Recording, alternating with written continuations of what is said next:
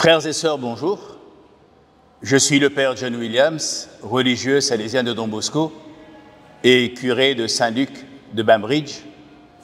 Depuis mercredi décembre, nous nous sommes mis en route vers la lumière de Pâques. Sur ce chemin, la parole de Dieu nous éclaire et nous conduit. Sur ce chemin, nous ne sommes pas seuls. Il y a ceux que nous rencontrons régulièrement au cours des célébrations, mais il y a aussi ceux qui sont un peu plus loin, ceux qui sont un peu en marge, ceux qui viennent de temps en temps. Et il y a enfin ceux pour lesquels, ceux qui ont du mal à comprendre que l'Évangile soit une bonne nouvelle, ceux que l'on dirait aux périphéries, pour employer une expression qui est chère à notre pape François et que notre évêque a reprise aussi, aller aux périphéries. C'est aussi le fil conducteur de ces conférences de Carême. Au cœur des périphéries, rejoindre et cheminer ensemble. Aujourd'hui, c'est la parole de saint Paul qui nous interpelle. Allez aux périphéries en toute humilité, avec douceur et patience. Supportez-vous les uns les autres avec amour. Selon la tradition chrétienne, saint Paul aurait écrit cette lettre alors qu'il se trouvait en captivité à Rome, à cause du Christ. C'est ce qui nous rappelle dans le premier verset. Mais c'est surtout le deuxième verset de ce chapitre 4 qui va nourrir notre méditation de ce jour. C'est surtout l'exhortation de saint Paul qui va nous retenir. Supportez-vous les uns les autres avec ses caractéristiques, avec humilité, avec douceur, avec patience, avec amour. Ce sera une méditation à plusieurs voix, une méditation de 3 lieux différents, 3 expériences humaines, professionnelles et ecclésiales différentes. Pour Nadia, éducatrice de l'association Lakou Bosco, elle nous dira comment elle accueille et elle s'efforce de vivre cette exhortation de Paul dans sa vie professionnelle, dans ses rencontres avec les jeunes et leurs familles, qui vivent bien souvent aux périphéries de l'Église institutionnelle. Pour Marga, elle nous partagera en toute simplicité quelle résonance a cette parole dans le service évangélique des malades, groupe dont elle fait partie, dans ses rencontres avec les personnes malades, fragilisées par l'épreuve, par l'âge, parfois par la solitude, et qui, elles aussi, à leur manière, sont aux périphéries. Pour le Père Pierre, en Guadeloupe depuis 4 ans, pour accompagner les responsables de Lakou Bosco dans l'implantation de cette œuvre, ce sera aussi son témoignage, comment, avec douceur, il accueille, il accompagne ces gens qui viennent demander un sacrement, le sacrement de réconciliation, ou bien comment il accueille toutes ces personnes qui viennent simplement pour être écoutées, sans être jugées, en toute simplicité.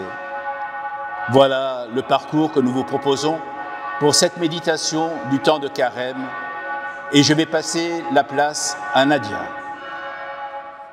Oui, bonjour, je suis Nadia Jouab et je viens vous présenter en fait comment je mets en exergue l'exhortation de saint Paul, partir aux périphéries et surtout en fait avoir beaucoup d'humilité, de douceur et de patience. Donc comment je mets tout cela en place? Au sein de la paroisse en fait, j'ai répondu à un appel à Lakou Bosco qui était pour moi en fait déjà sortir de mon quotidien, aller vers l'autre. Donc, j'ai répondu à l'appel de Lakou Bosco en tant qu'AES, accompagnement éducatif scolaire, qui a pour mission en fait d'accompagner des jeunes enfants. Pour ma part, j'ai pris les primaires pour les accompagner en soutien scolaire.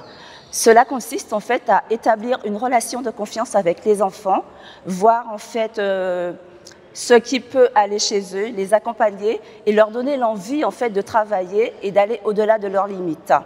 Donc, dans un premier temps, j'ai répondu à l'AES et dans un deuxième temps, j'ai répondu à l'appel de la commission sociale. Au sein de la COBESCO, nous avons plusieurs commissions et celle de la commission sociale, c'est celle qui permet aux familles en fait, d'être repérées en cas de besoin, de nécessité, au niveau social, au niveau psychologique et à d'autres niveaux. Donc, cette commission a pour but, en fait, de permettre aux familles de se reprendre, d'avoir confiance en elles et d'avoir, en fait, ce qu'il faut pour pouvoir aller plus loin, en fait, par rapport aux difficultés qu'ils rencontrent. Donc, aujourd'hui, je suis responsable au sein de cette commission. Et dans le quotidien, comment je mets en place cette exhortation de Saint Paul? C'est tout simplement, c'est en étant moi-même. En étant vrai, et en donnant à l'autre la possibilité d'être lui-même, dans sa dignité particulièrement. Donc pour cela, en fait, je m'accompagne en fait, des outils que j'ai déjà en moi, c'est-à-dire en fait la parole de Dieu. La parole de Dieu, pour moi, en fait, on ne peut pas aller aux périphéries sans aller aux périphéries de son cœur. Donc notamment, en fait, je vais d'abord à la périphérie de mon cœur, c'est-à-dire, en fait, regarder avant de sortir de chez moi, par exemple, regarder comment je suis, quelles sont mes émotions, est-ce que j'ai un peu de tristesse et qu'est-ce que je vais porter à l'autre. Donc, ce qui fait que quand j'ai regardé tout cela, donc j'essaie de me remettre à Dieu. Si je suis triste, je lui demande de changer cette tristesse en joie. Si je suis fâchée, de prendre cette colère et de me donner la paix.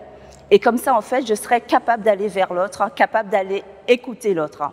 Et pour ma part, en fait, l'écoute et l'observation, pour moi, ce sont des vertus, je vais dire, même, je vais appeler ça vertu, pour voir et pour mettre en exergue cette parole de Saint Paul, d'agir avec douceur et humilité. Je prends l'exemple, en fait, on est dans le quotidien, on sort de chez soi, on est dans le quotidien et on ne fait pas attention forcément aux gens qui nous entourent. Donc l'observation pour moi est primordiale et l'écoute aussi de l'autre. Je prends l'exemple, une fois en fait, ce qui m'a permis de développer cette observation et l'écoute de l'autre, c'est une fois je sortais de chez moi et je vais acheter un sandwich. Et juste devant moi, j'étais dans mon portable et juste devant moi, il y a une jeune fille qui arrive et qui compte des cents, des centimes pour pouvoir se payer un pain au chocolat. À ce moment-là, je ne me rends pas compte, je suis dans mon portable et tout ça. Et la dame lui dit, il vous manque 30 centimes. Et moi, au lieu de faire le geste pour lui donner les 30 centimes, et moi, je suis pressée parce qu'elle prend du temps et je ne suis pas du tout dans cette humilité, dans cette douceur. Tout ce que je sais, c'est que je suis en retard pour le travail et qu'elle prend du temps. Et finalement, en fait, elle ne peut pas s'acheter son truc, et donc son pain au chocolat, et elle se tourne vers des petites flûtes à 20 centimes. Donc, elle n'en prend que 2 et elle part. Et quand moi je pars, je la rencontre dehors, et je continue ma route pour aller prendre ma voiture. Et là, c'est comme s'il y avait un truc qui m'a frappée, il y a quelque chose qui s'est passé, et j'ai dit, cette personne n'avait pas assez d'argent pour lui acheter un pain au chocolat. Peut-être que c'est tout ce qu'elle aura dans la journée. Donc, je retourne sur mes pas pour me dire, mais ce que j'ai fait, c'est odieux. Même un chèque déjeuner, elle pourra au moins manger. Donc, je retourne sur mes pas pour la voir. Elle n'y était pas. Donc, j'étais tellement malade pendant toute la journée. Donc, je me suis dit, plus jamais je ne sortirai de chez moi sans, en fait, pouvoir observer ce qui se passe autour de chez moi. Donc, et dans le domaine professionnel, je suis très à l'écoute. Je suis vraiment, en fait, à l'écoute de l'autre, même si ce n'est pas pour moi qu'on parle. Quand j'entends, en fait, par exemple, je prends l'exemple en tant que formatrice. Dernièrement, il y a une jeune femme qui était dans cette formation et elle était là en train de dire, chaque personne, chaque matin, portait en fait un petit déjeuner pour faire un partage. Et elle était toujours en train de dire, oh là là, c'est dommage, j'ai toujours pas perçu mon RSA, j'aurais bien pu offrir. J'entends ça, je le prends, je mets dans ma tête. Et on continue en fait la formation. À midi, on va manger. Donc, je leur dis, bon appétit. Et elle reste assise et tout le monde s'en va avec soit leur barquette ou acheter un truc. Et je la vois dans la salle. Donc, je constate, en fait, je lui dis, tu ne vas pas manger? Et elle me répond, ah non, j'ai pas trop faim. Ça ne me tilte pas tout de suite. Je vais acheter mon repas et là, pendant que j'achète mon repas, je repense à la scène et ce qu'elle disait le matin.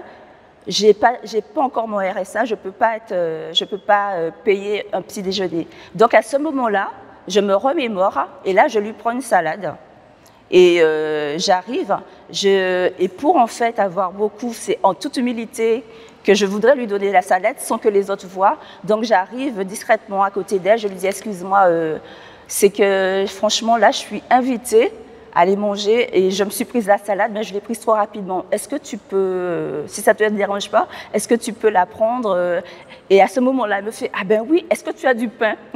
Et là je me suis dit voilà, c'est pas qu'elle n'avait pas faim, c'est tout simplement parce que elle n'avait pas d'argent. Donc en fait, ma mission en fait, pour mettre vraiment la parole de Saint Paul en exergue dans ma vie de tous les jours, c'est de faire attention à toutes les personnes qui m'entourent, c'est d'être vraiment vigilante. Avec les jeunes AES, en tant qu'accompagnement scolaire, un jeune arrive et me dit « j'ai pas envie de travailler ». Il faut savoir l'entendre, il faut écouter l'autre et voir, ne pas regarder l'autre par rapport à ce qu'il dit, mais aller au-delà de ce qu'on dit, que ce qu'on entend.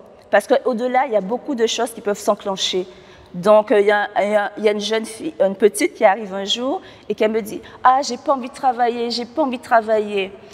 Et moi, tout de suite, je lui dis « Pourquoi tu n'as pas envie de travailler ? Ben, tu es venue, il faut que tu fasses tes leçons. » Et elle de me répondre « Ah, je suis fatiguée, j'ai pas dormi hier soir, il y avait trop de bruit chez moi. » Et à ce moment-là, je comprends, c'est pas qu'elle ne veut pas travailler, mais il y a quelque chose qui la bloque et qui l'empêche de travailler parce que c'est pas de son habitude. Donc, en fait, partir à la périphérie, c'est non seulement partir, c'est pas spécialement aller vers le voisin, frapper, voilà, nous sommes en carême, je viens vous porter la bonne. Non.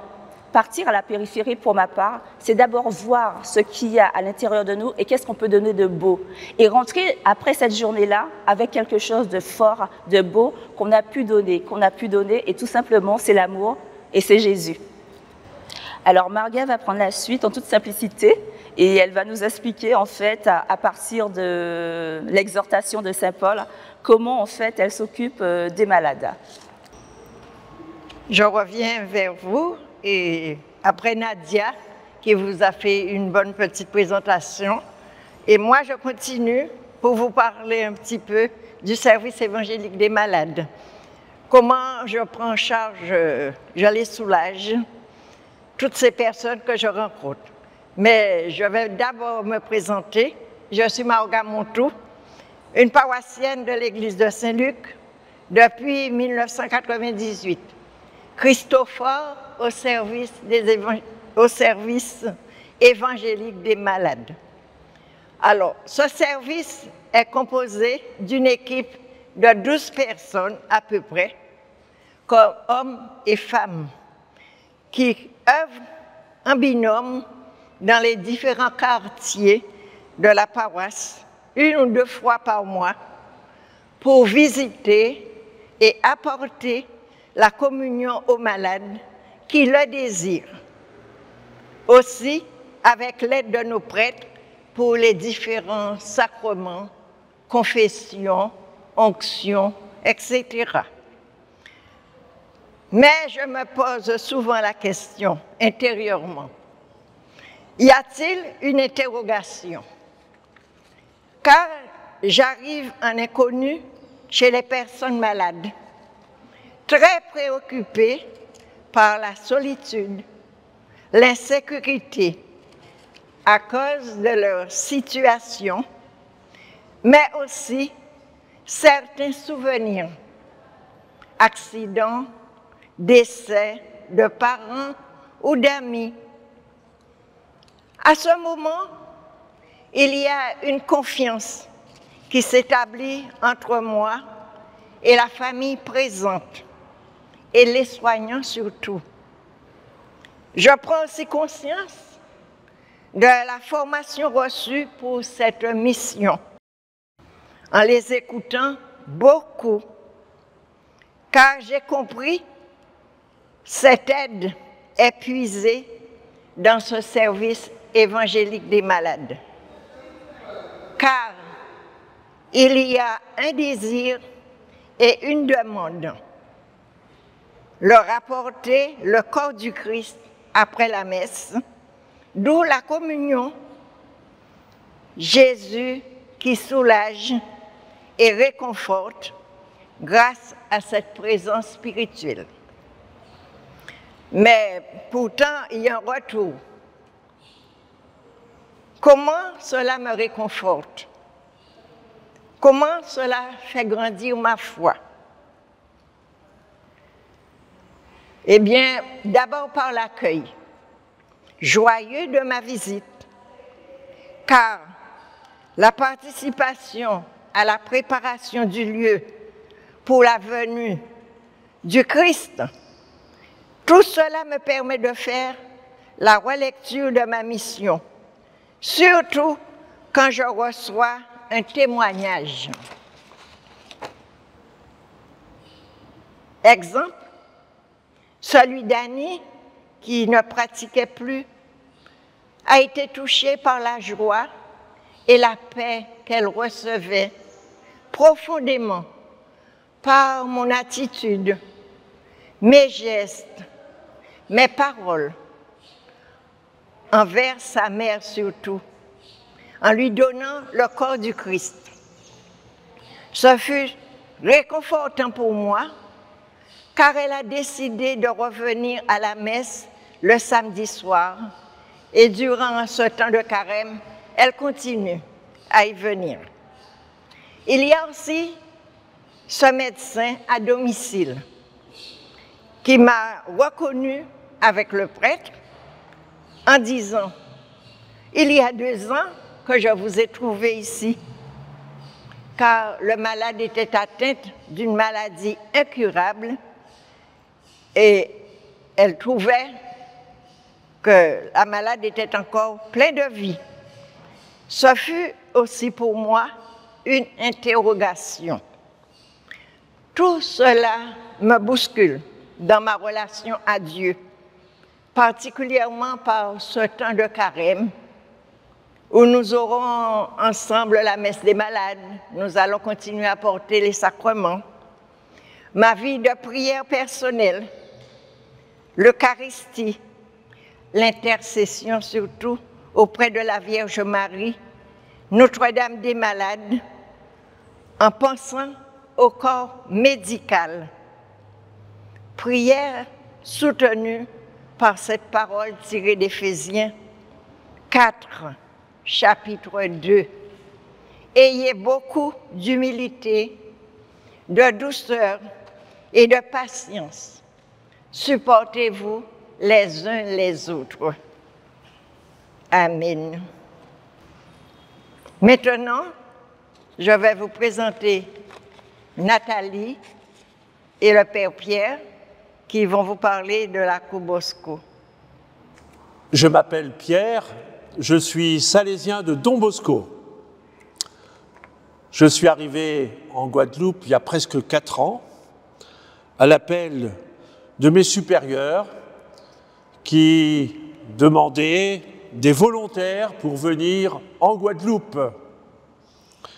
Je me suis porté candidat, ayant toujours souhaité partir au-delà de la métropole pour justement rencontrer et aller vers les plus pauvres. Donc, aller aux périphéries, j'avoue que c'est quelque chose qui m'habite depuis fort longtemps, puisque déjà, lorsque j'étais encore en formation, j'allais déjà aux périphéries. Et je dois dire que c'est sans doute une action dans une association qui s'appelle Aide à toute détresse, qui m'a ouvert les yeux sur ce monde de la pauvreté. J'étais d'un petit village de rien du tout, et justement, je n'avais pas forcément appris à voir la pauvreté dans mon village. Je l'ai découvert tout d'un coup. Alors j'étais très intéressé par, effectivement, d'aller aux périphéries. Et arrivant dans ce quartier, après de multiples pastorales dans différents milieux, je me suis retrouvé vraiment ici à l'aise pour aller au-devant de ces périphéries.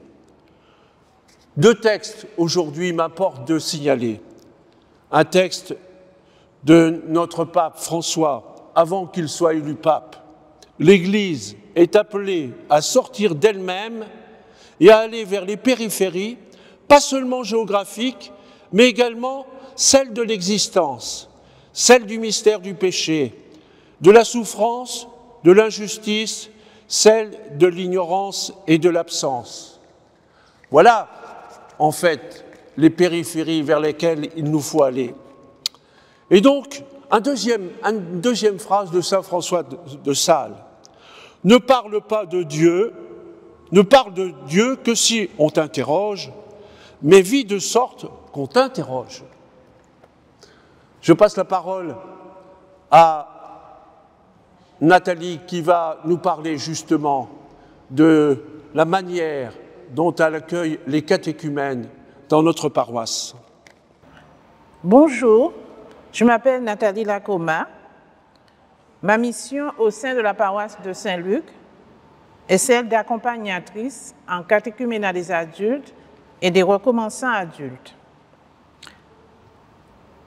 Le catéchumène est celui qui vient vers l'Église pour avoir les sacrements de l'initiation chrétienne, c'est-à-dire le baptême, la première Eucharistie, la confirmation. Comment moi, en tant qu'accompagnatrice, je mets en place cette exhortation de Saint Paul pour recevoir ces personnes qui ont été à un moment de leur existence éloignées de l'Église. Ce qui est très important, c'est l'accueil de ces personnes, parce que la façon dont ils seront accueillis sera déterminante pour la suite de leur cheminement. C'est les accueillir avec douceur, comme le dit Saint Paul, avec patience. Ce que j'essaye de faire au cours de leur cheminement par les formations qui leur sont dispensées, mais ce n'est pas uniquement un cours de catéchisme qu'on leur fait, c'est surtout échanger avec eux, les écouter, raconter leur expérience de vie, leur interrogation. Et bien sûr, le centre de ce cheminement, c'est la parole de Dieu. Le parcours est centré sur la parole de Dieu. Mais pouvoir leur faire comprendre la relation entre la parole de Dieu et leur propre vie. Et les écouter, partager, dialoguer sur la foi. Et pour ce faire, il faut rester humble, ne pas avoir la tête bien pleine et se mettre à leur niveau. Faire en sorte qu'ils sentent qu'ils sont écoutés, accueillis, non jugés sur leur existence, sur leur vie, et qu'ils puissent s'approcher des chrétiens bien pensants, entre guillemets, sans se sentir exclus, sans se sentir gênés parce qu'ils sont restés loin, qu'ils ne connaissent pas tout de la foi, se mettre à leur hauteur. Faire résonner la parole dans l'aujourd'hui de leur vie, faire en quelque sorte, en pensant à la périphérie, c'est aussi à la proximité, être proche d'eux et être en toute gratuité. Bien sûr, les aider à découvrir ou à reprendre la prière qui peut les aider.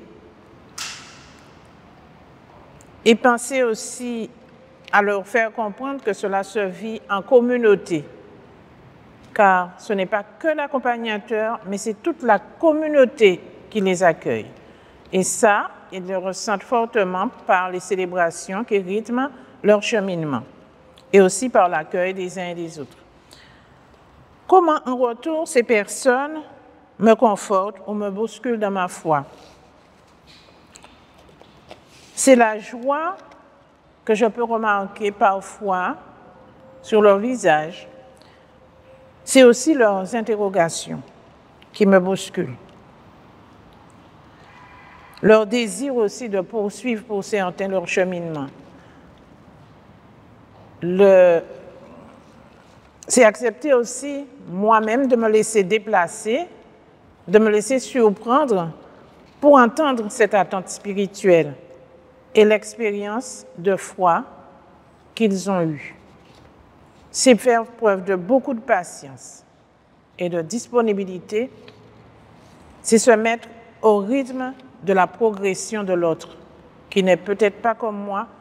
Donc c'est accepter de perdre un peu de mes acquis, de mes jugements, pour rejoindre l'autre dans toute sa personne.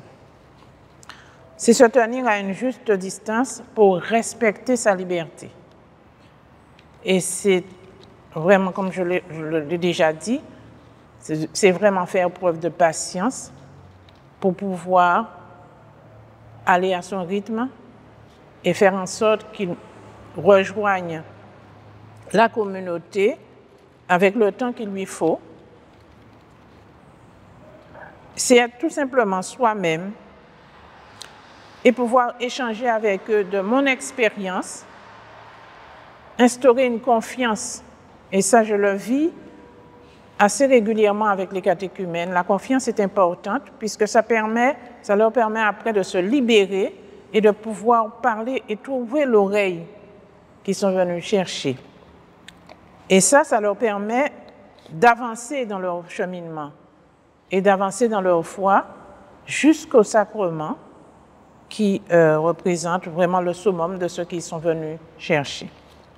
Donc, rester humble, accueillant, attentif et accueillir cette richesse de personnes qui sont différentes et qui me permettent, moi, d'avancer.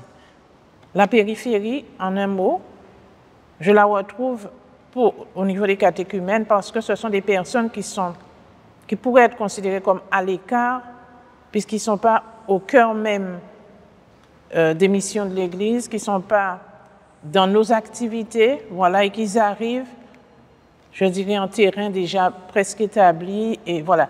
Donc il faut qu'on soit, par rapport à cette périphérie, il faut qu'on soit, nous, ouverts, humbles, accueillants, pour qu'ils puissent rester et demeurer avec le Seigneur. Voilà. Merci. Je remercie Nathalie pour son témoignage. Je vais vous parler moi-même de l'un ou l'autre de ces aspects qui nous a été présentés par notre pape François. Aller vers les périphéries géographiques, ça semble aller de soi. Ça ne va pas forcément de soi. Aller dans un quartier inconnu que personne ne connaît, bien sûr, quelques associations ici par là, mais sans doute qu'on n'a pas pénétré de l'intérieur. C'est un travail que j'ai fait pendant de nombreuses années et j'avoue que j'y tiens très fort. Aller aux périphéries géographiques, c'est-à-dire prendre du temps pour justement aller rencontrer les enfants, les jeunes.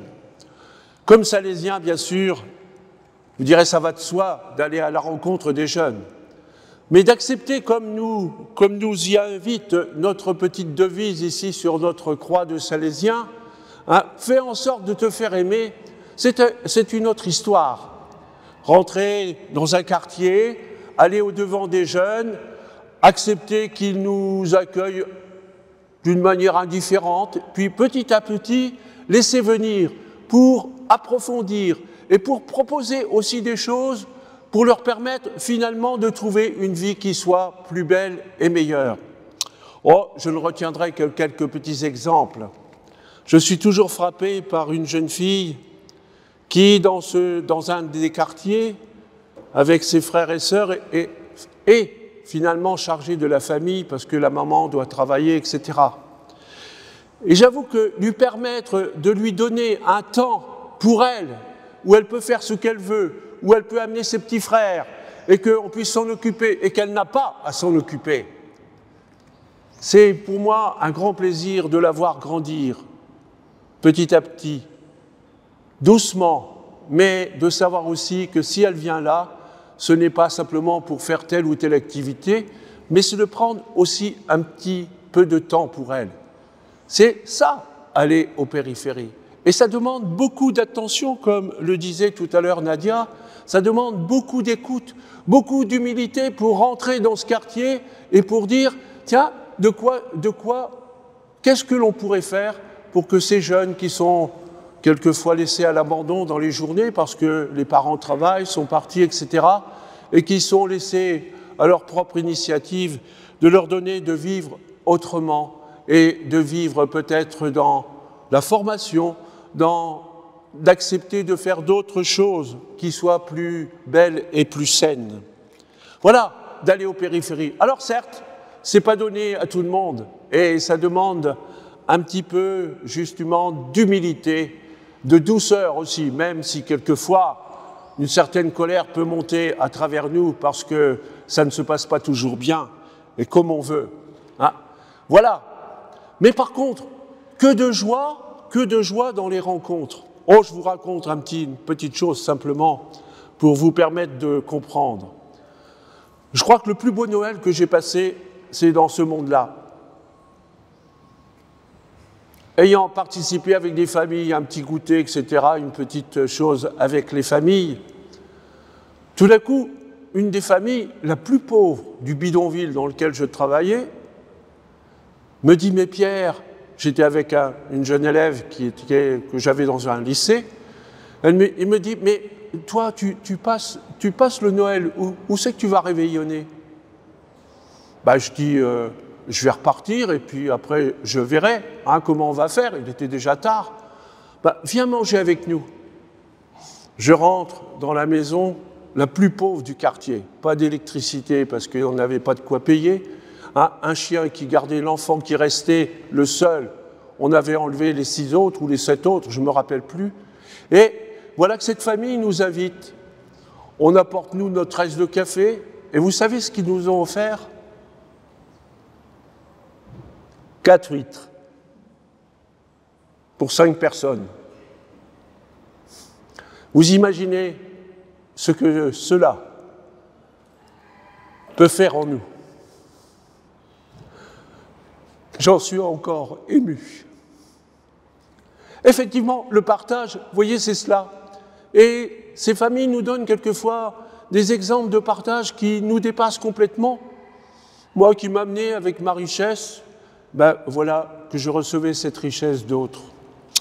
Pour vous dire ce que cela peut apporter. Aussi les rencontres, la joie des enfants qui nous retrouvent, la joie de tous ceux et celles qui nous retrouvent et qui finalement sautent dans nos bras parce qu'ils ont besoin de cette tendresse.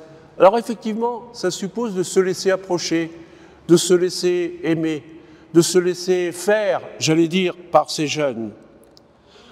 Je voudrais revenir sur un autre aspect, et je termine par là. Vous savez, dans notre ministère de prêtre, il y a un ministère auquel je tiens beaucoup. C'est le ministère de la réconciliation. Recevoir quelqu'un qui vient apporter son péché pour qu'il soit réconcilié, ça n'est pas non plus très simple, n'est-ce pas?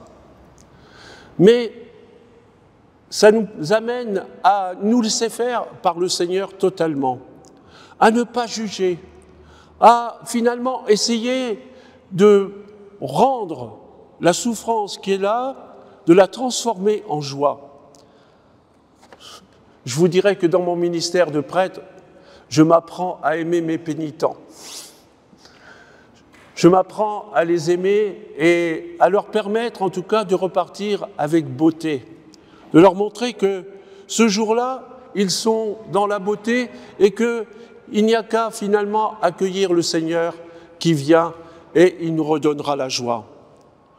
On pourrait aller un peu plus loin dans beaucoup d'autres manières qui nous ont été proposées par notre pape. Mais je le remercie en tout cas d'avoir finalement nous avoir livré un texte extraordinaire qui est cette petite lettre pastorale, Evangelii Gaudium, l'évangile de la joie, que je vous conseille tous de relire. Vous verrez que c'est tellement actuel pour notre thème d'aujourd'hui. Merci.